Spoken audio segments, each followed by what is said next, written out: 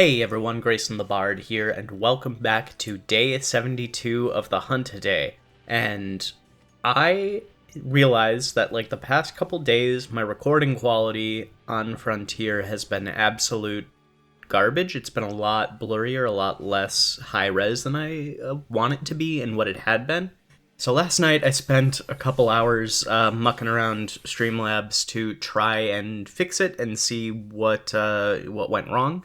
And I'll be honest, I still don't know. I think it's better today, and I'm gonna continue to try and mess with the settings when I have time to get it back to really good high quality. But it's still not the best, and I apologize for that. But I still have to keep the train rolling for my grim work. So today is day 72. I'm pretty sure I said that already. And if there's one thing that I really appreciate about Frontier, it is its glut of awesome, cool, big birds. And today we are fighting another cool, big bird, Torridkless. Visually, Torridkless has a lot of really neat design inspirations. It has a very owl-like face, but also has a lot of characteristics that you would relate to moths. It has the very, fluffy body, especially when it gets all staticky. It, stands up on end. It becomes very round and rotund and poofy.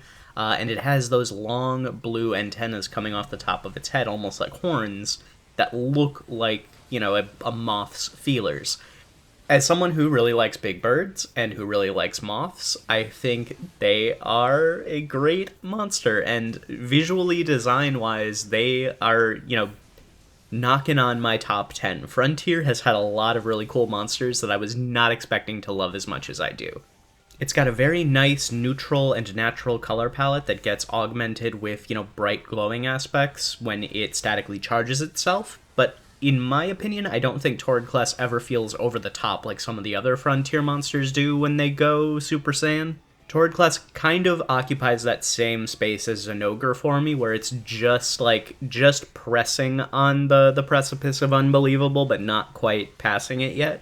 I think my favorite thing about it is how most of the glow is relegated to its wings. Its body stays that kind of muted neutral color palette, so it feels like a real bird still. And then, of course, I love how when it goes static charge mode, he gets all poofed up and rotund, because there's nothing better than a round bird, and especially if it's got moth characteristics, it's great, it's wonderful. It also moves very fluidly. It's very much using the bird wyvern skeleton, but it almost feels a lot more like it's using a version of the Puke skeleton from Monster Hunter World. It is a lot more, even though it's bigger, it's a lot more low to the ground than some of the other bird wyverns we have seen up to this point. And I really like the way this thing moves throughout its fight. All of its attacks are very well telegraphed, but still kind of having that Frontier level of speed to them. Something I've noticed with a lot of the monsters I've been fighting lately, especially the origin species and the exotic species and the monsters that were endgame at a point in Monster Hunter Frontier, is that their telegraphs are insanely short and their openings are also very small, which makes sense with the speed that, Monster Hunter Frontier had, both for the hunters and the monsters. But it can definitely be a pain to actually fight.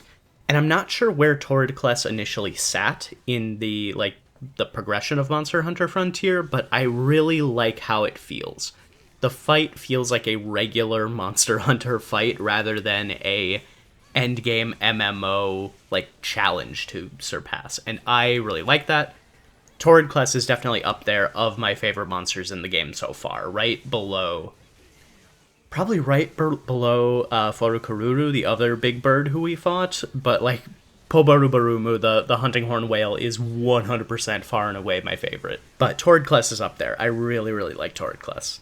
It has a lot of really neat lightning moves, and it uses them, I can't really say in a unique way, because we have seen monsters fling parts of their bodies with lightning attached to them before, Tobi Kadachi being a really good example. But it uses them in a very fun way. It throws its feathers at you like throwing knives that are charged with electricity.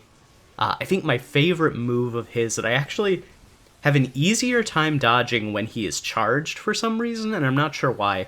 He will spin up into the air, releasing a like circle of these charged electric mine feathers around him, and then dive bomb down in a electric explosion. And that's such a cool move, and it's really fun and engaging. And again, for whatever reason, you'll see it in this hunt. When he is charged, I dodge it pretty much every time.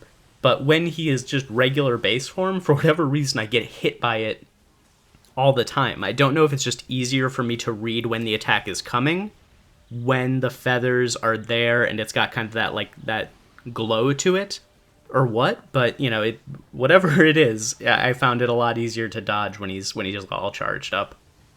In terms of returning in Wilds and a future game, I think Tordcless has a good chance. I think I'm saying this for like every monster that interacts with like lightning and lightning strikes in Frontier, just because of, you know, most of what I've seen for Wilds is just the Windward Plains.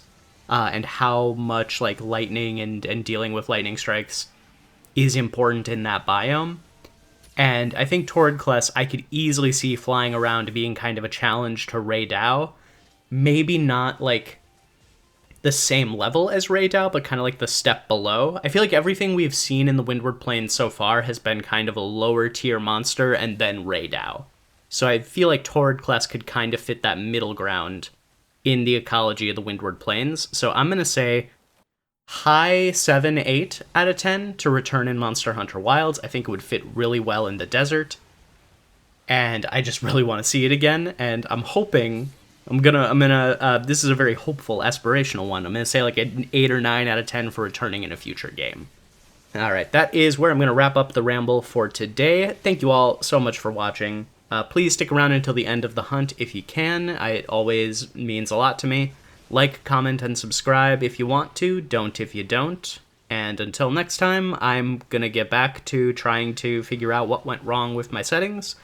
And I'll see you next time.